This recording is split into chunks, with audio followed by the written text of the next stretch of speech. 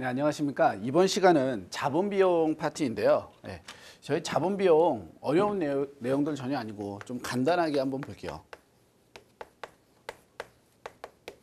자본비용, 말 그대로 자본이 어떻게 들어가냐 뭐 이런 거에 대한 비용을 이야기하는 건데요. 보통 자본비용이라고 하면 크게 두 가지로 나눌 수가 있겠죠. 네, 당연히 자기자본 비용, 내 돈이 들어갈 거고요. 어떤 사업을 진행할 때. 또 하나는 타인 자본 비용. 이렇게 남의 돈을 끌어쓰는 데 들어가는 돈들이 들어갈 거라 이거예요. 네. 이때 자기 자본 비용은 저희가 앞서 진행했던 CAPM, 그렇죠? 이런 부분들을 통해서 요구 수익률 이라는 걸 학습을 했는데, 얘가 바로 요 자기 자본 비용이 될 거고요. 그러면 타인 자본 비용은 어떤 애들이 되겠어요? 당연히 은행에서 대출을 한다고 보자면 은행에 지급하는 지급이자, 이러한 것들이 타인 자본 비용들이 되겠죠. 네. 여기까지는 매우 간단한 이야기예요. 근데 이제 저희 자본 비용에서 자기 자본 비용과 타인 자본 비용을 학습할 내용이 아니라, 일단 먼저 뭐에 대해서 볼 거냐면 레버리지라는 거에 대해서 조금 학습을 할 거예요. 보통 레버리지 하면 우리 아주 이야기 많이 하죠. 지렛대 효과다라는 이야기를 하는데, 그 레버리지에서 지렛대 효과라는 말을 하는 게요, 바로 이 타인 자본 비용에 대한 이야기 때문에 그래요. 예를 간단하게 한번 들어볼게요. 100억을 투자를 해요. 100억을 투자해서 30억의 수익이 나는 사업이 있어요.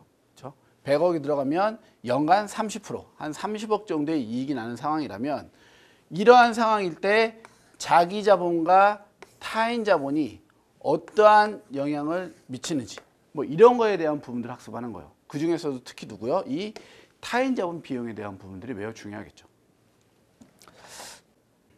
이제 저희 자본 비용은 자본 구조 파트에 가면 제가 다시 한번 더 아주 자세하게 설명을 드릴 건데요. 간략한 설명을 한번 드려볼게요. 이 자기 자본 비용에서 이 요구 수익률이라는 것 자체가요, CAPM 한 번만 떠올려 보세요. 그러면 이 투자자가 얻고자 하는 수익률이에요. 그러니까 쉽게 말해서 요 수익이 30억이 나면, 예를 들어 투자자가 얻고자 하는 수익률이 10%인데 이 수익률이 30억이 아니라 50억의 이익이 난다. 그때도 과연 이 투자자는 10%만 얻으려고 하겠느냐, 이건데, 이때 투자자 당연히 10% 얻으려고 하지 않고 뭐 한 13% 정도 달라고 하겠죠. 왜 그러겠어요? 왜? 100억을 투자해서 30억을 버는 거랑 50억을 버는 건 회사가 단순히 이 회사가 운영을 매우 잘해, 이게 아니라요, 얘도 투자란 말이에요. 얘도 투자에 대한 리턴 값이 올라간다는 것 자체가 뭐가 오른다는 소리예요. 그렇죠. 예. 리스크가 같이 올라간다 이거예요. 훨씬 더 위험해진다. 그럼 위험하면 위험할수록 CAPM 계산할 때도 당연히 베타 값이 점점점 커지겠죠. 그럼 베타 값이 커지면 당연히 요구 수익률도 커질 수밖에 없을 거예요. 예. 그러니까 이런 식으로 회사가 운영을 해서 이익이 커지면 커질수록 투자자가 얻고자 하는 요구 수익률도 같이 커질 거예요. 일단 여기까지가 자기 자본 비용에 대한 이야기고, 그렇다면 타인 자본 비용이라는 건 은행에 내가 지급해야 될 이자인데, 이때 은행도 30억을 버는지 50억을 버는지에 따라서 이자를 다르게 지급을 하는 게 아니라, 그렇죠? 이 회사가 갖고 있는 기본적인 신용도나 담보 제공 능력, 뭐 시중 이자율, 이런 것들을 바탕으로 해서 지급 이자를 확정할 거예요. 예를 들어 7% 이렇게.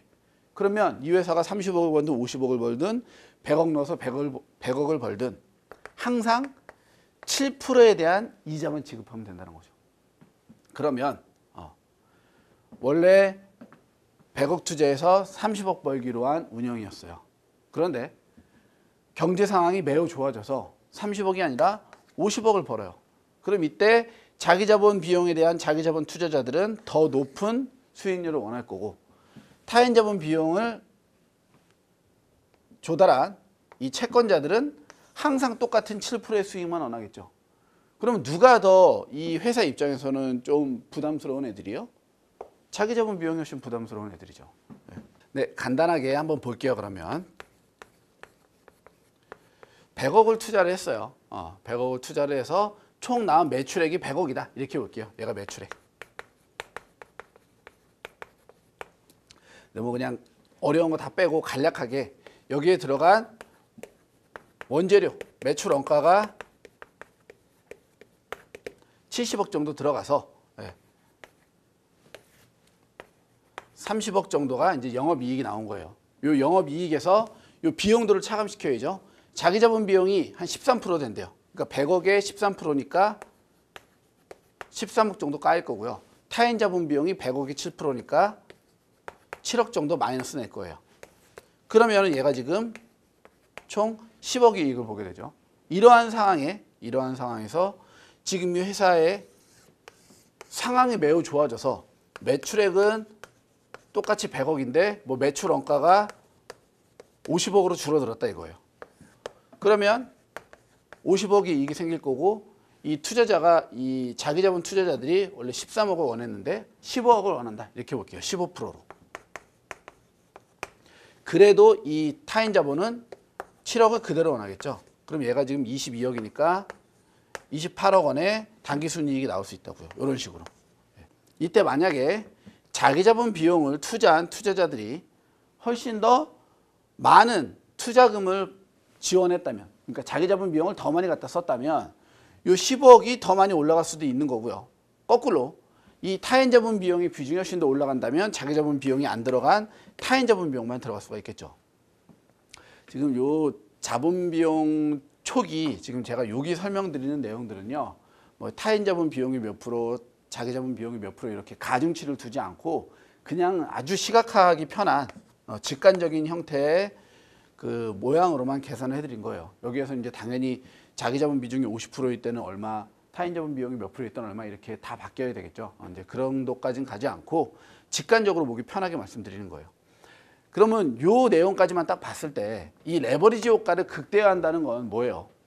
타인 자본 비용이 언제나 고정된 이자가 지급되기 때문에. 그렇죠?